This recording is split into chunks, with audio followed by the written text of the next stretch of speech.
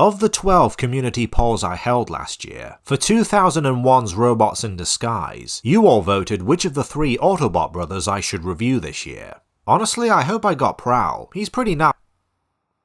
Sideburn is the youngest of the trio, so it's hardly news that the turbo-revving young punk transforms into a flashy sports car. Sideburn was initially released in blue and white, but a power boost from Ultra Magnus in the show resulted in a deco change, which naturally they made a toy of, known as Supercharge mode.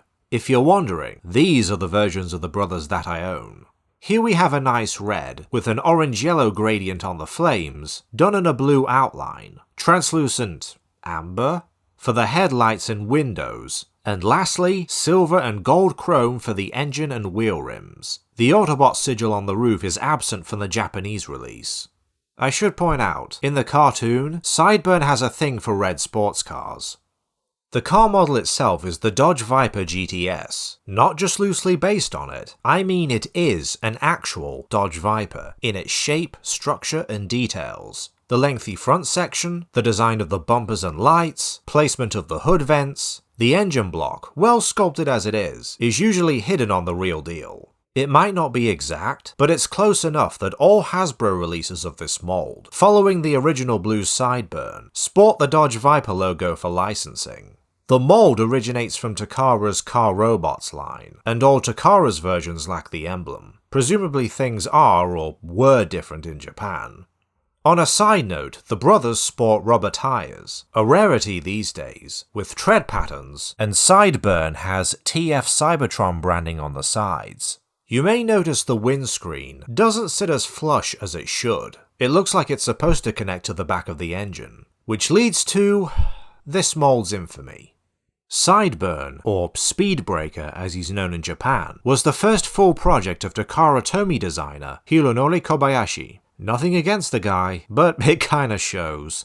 Some cite this Sideburn as one of the hardest toys to transform. For me, it's not so much complicated, as much as it's just kinda clumsy and inelegant, thanks to all the car kibble clashing with each other.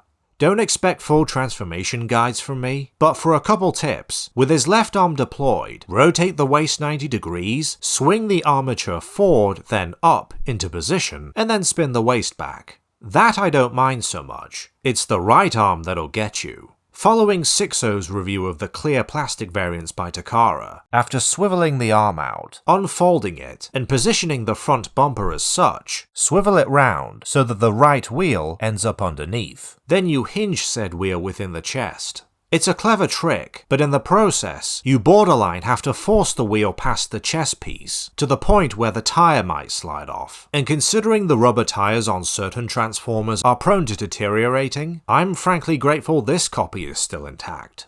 These are things to keep in mind, and might make the transformation smoother. If not, I honestly wouldn't blame you. The RID toys were first released in Japan, where the series is known as Car Robots. I bring this up because overseas, Car Robots came immediately after the Beast Wars Neo toy line, and if you're aware of Neo's design philosophy, you'll know a few of its cast were shell formers, where panels that make up the alternate mode hang off the robot without proper integration into the design. With the Autobot Brothers, X-Brawn, left arm aside, is relatively clean. Prowl has his share of car parts, but Sideburn easily got it worst. It's not so much that the kibble exists, as the roof makes a decent shield at least, it's that the rest of him isn't exactly polished, especially the bonnet halves, hanging off the back on long stems. Sideburn's actual robot mode is fairly lithe. Given what he turns into, you can call it athletic. Vehicle panels notwithstanding, you have one of the front wheels fixed to his forearm, and the car engine decorating his chest. Also, the head sculpt is asymmetrical to match the rest of him, with his visor only covering his left optic. Deco-wise, the figure explodes in orange and white, along with a darker red, a touch of yellow, and more gold chrome, including on his drag knife accessory. Said weapon has two posts that allow him to wield it as a gun or a blade, and can also store away on this peg behind his waist in both modes. Then there's the exhaust bowgun. The car's rear bumper detaches into the launcher, while the exhaust pipe forms the missile. Articulation-wise, Sideburn is cram-packed with ball joints at the neck, shoulders, hips, knees, and ankles. You also have swivels below the shoulders, hinged elbows with a fantastic bend, even if, like classic Rodimus, they look broken in the process. The swivels above the knees provide an equally effective bend. Unobstructed waist rotation. Even the kibble is posable in a sense, like the shield, which can collapse against his arm. That said, the car parts are still intrusive from time to time, like his shoulder being hindered by the front bumper. Also, some of the hinges and ball sockets are made of clear plastic. Lovely.